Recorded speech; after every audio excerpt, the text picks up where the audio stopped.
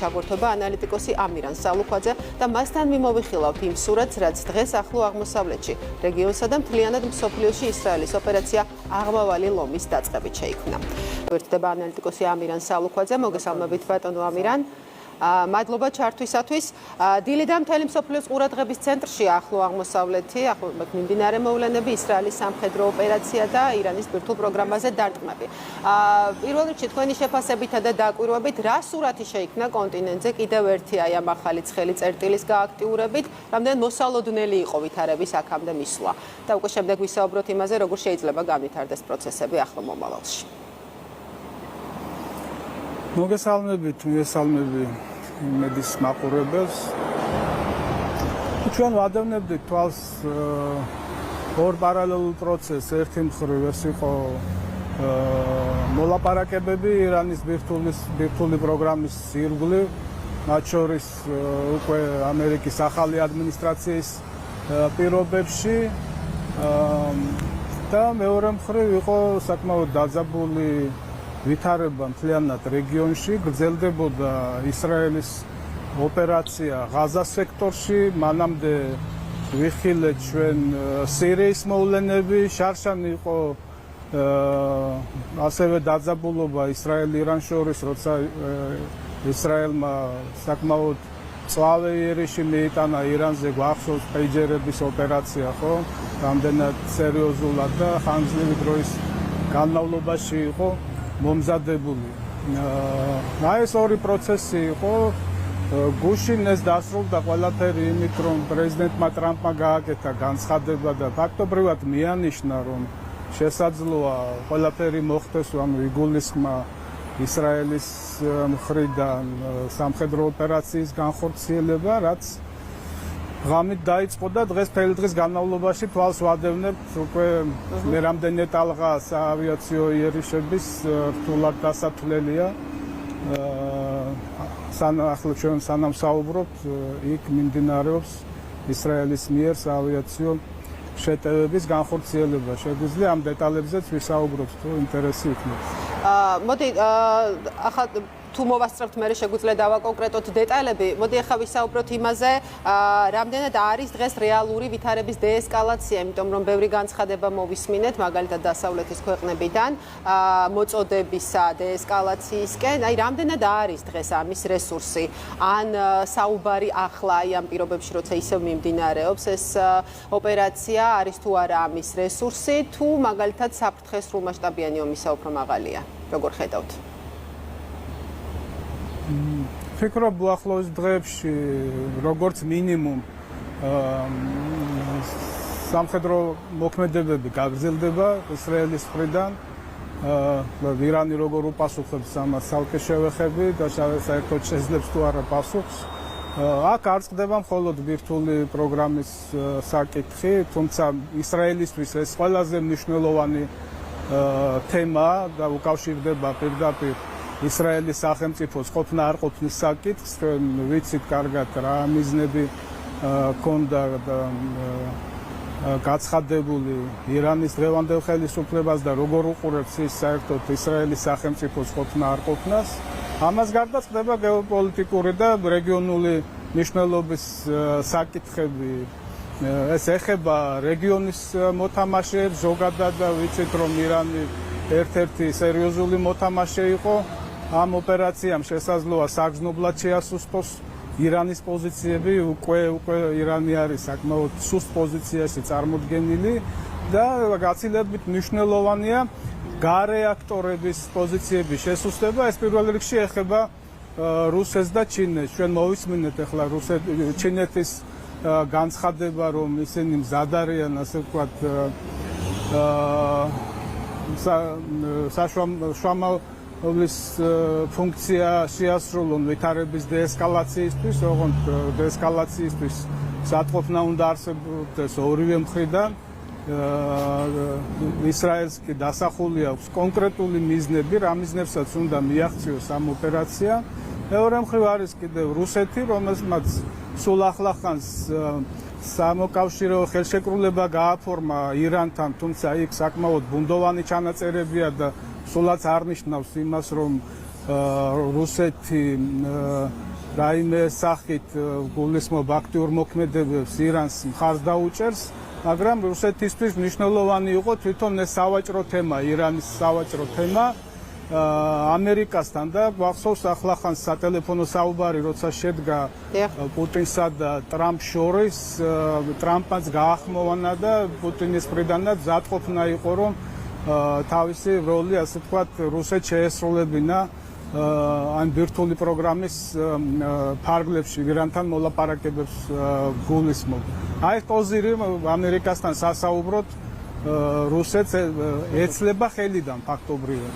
ნუ ახლა გავრცელდა ინფორმაცია, თუ სწორია, რომ ისრაელის პრემიერ-მინისტრს სურს საუბარი პუტინთან, სატელეფონო საუბარი, თუმცა მსგავსი იყო შარშანდელი ოპერაციის დროსაც და მაშინაც ისრაელმა თავისი მიზნები, რაც ჰქონდა დასახული, მიიტანა ბოლომდე.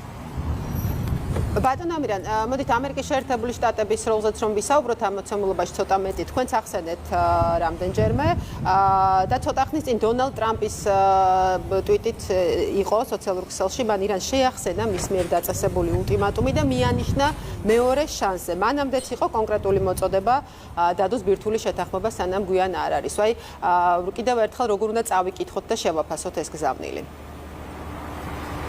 მედიაში გავრცელდა უკვე ინფორმაცია, ჩვენ არ მიგვიქცევია, ყურადღება არ დაგვითვლია, მაგრამ დღეს ყოფილა ზუსტად 61 დღე, როცა ტრამპის ultimatumi ორთვიანი თუ 60 დღიანი ეს შეახსენა სწორედ. ესაც ალბათ ყოფილიყო. დიახ.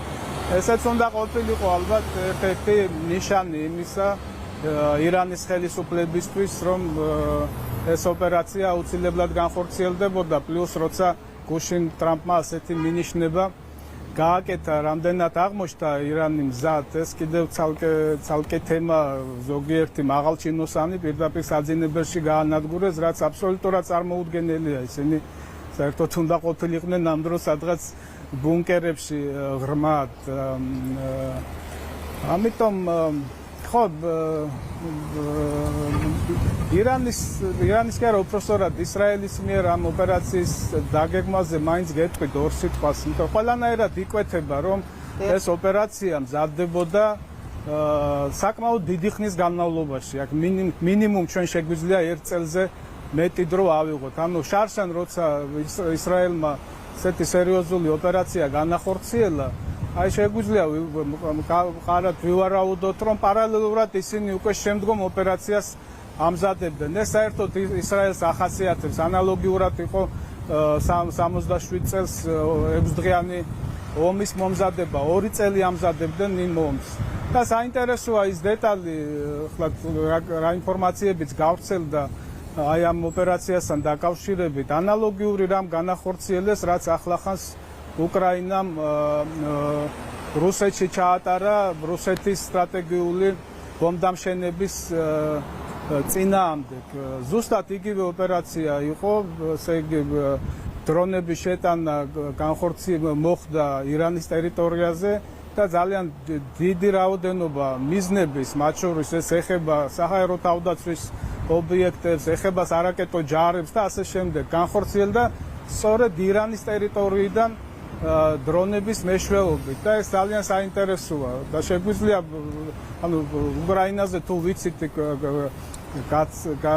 განაცხადეს ღიად, რომ წელიწადზე მეტი მზადდებოდა ოპერაცია და ახლობებით ანალოგიური პერიოდი შეგვიძლია ავიღოთ აი ამ ოპერაციისას, ანუ სულ მცირე 1 წელი მზადდებოდა ეს ოპერაცია, ანუ პარალელურად, ანუ შარშან ატარებდნენ საჰაერო შეტევებს, აფეთქეს პეიჯერები, გაანადგურეს გუშაკთა კორპუსის ხელმძღვანელობა, ათასობით გუშაკთა კორპუსის წევრი დაიჭრა და ასე შემდეგ და ამ დროს ისრაელი გეგმავდა უკვე შემდეგ ეტაპს. ანუ დეესკალაციისთვის ჯერჯერობით მინიმუმ სანამ ისრაელი საკუთარ ამოცანებს არ გადაწყვეტს და პირველ რიგში ეს არის ირანის ბირთვული პროგრამის შესუსტება მინიმუმ თუ არა და საერთოდ განადგურებაც კი მთელი პოტენციალის. ბატონო ამირან სანამ ეს ამოცანები არ იქნება შესრულებული, არ მგონია რომ რაიმე ესკალაცია მოხდეს. ვიდრე მომდევნო საათები და დღეები მოგცემს უფრო მკაფიო პროგნოზების გაკეთების საშუალებას, ჩვენი საუბრის დასასრულს მინდა მოკლედ შევაჯამოთ. აი მაგალითად პირველი ეფექტი აი ამ სიტუაციის შედეგად უკვე გამოჩნდა მედიაში, მაგალითად გავლენა ნავთობის ფასებზე. აი რა სურათის წინაშე შეიძლება აღმოჩნდეს მაგალითად ჩვენი ქვეყანა რეგიონში კიდევ ერთი სრულმასშტაბიანი კონფლიქტის რისკის გაზრდის შემთხვევაში? Ну, ნახოთ, ასეთი კონფლიქტების დროს ყოველთვის ხდება რყევები ბირჟებზე, შესაძლოა აი ამ ფასების და შემდგომში პირიქით მოყვეს ფასების ვარდნა. ამის პროგნოზირება რთულია, მე ვადევნებ თვალს დღეს მთელი დღეა სხვადასხვა ფინანსური ანალიტიკოსების და ინტერნეტ წყაროების შეფასებებს და მოლოდინებს ჯერჯერობით ისეთი მკაფიო რაიმე პროგნოზები არ წამიკითხავს. ყველაფერი დამოკიდებულია იმაზე, თუ რამდენხანს გაგრძელდება ეს ომი და როგორ წარიმართება საერთოდ პროცესები, ირანი რა სიტუაციაში აღმოჩნდება. აი ორი სიტყვით გეტყვით, მაინც ახლა ყველა ელოდება ირანის მოქმედებას და ჩემი შეფასებით, როგორც კი ისრაელმა დაიწყო საჰაერო იერიში, უკვე უნდა მოყოლოდა ირანის მხრიდან რაიმე პასუხი, თუმცა ჩვენ თითქმის 12 საათზე მეტი გავიდა, რაც ეს ოპერაცია ჩატარდა, ღამით იქნება ერთი დღე-ღამე და ვერ ვხედავთ ვერანაირ ქმედებებს. ანუ შეგვიძლია ვივარაუდოთ ისიც, რომ ირანის სამხედრო პოტენციალი, ანუ სარაკეტო პირველ რიგში, რითაც შეიძლება ისრაელს უპასუხოს, არის შესუსტებული. და აი ამ ფაქტორებზე ყველაფერზე, ანუ ირანის ხელისუფლება რამდენად შეინარჩუნებს ძალაუფლება, შესუსტება თუ არა, შიგნით რა პროცესები წავა და ამაზე იქნება დამოკიდებული შემდგომში იქ სატრანსპორტო მარშრუტები და ნავთობის მიწოდების ესეთი ლოგისტიკა როგორ იმუშავებს. აი დაველოდოთ პროცესს, რა თქმა უნდა ეს რეგიონზე აისახება თუ მკვეთრი ცვლილებები მოყვა ნავთობის ან სხვა ენერგომატარებლების. მადლობა ბატონო ამირან, ამინდით შეიცვალა, მე მგონი ძალიან დასრულდით, დავასრულოთ საუბარი. დიდი მადლობა გადაცემაში მონაწილეობისათვის. ამირან სალუქვაძე პასუხობდა დღის ქრონიკის კითხვებს. ჩვენი გადაცემა დღეს ამით დასრულებულია. მიმდინარე სიახლეებს გაეცანით იმედი ნიუზჭიზე. მე გემშვიდობებით მომავალ კვირამდე ნახვა.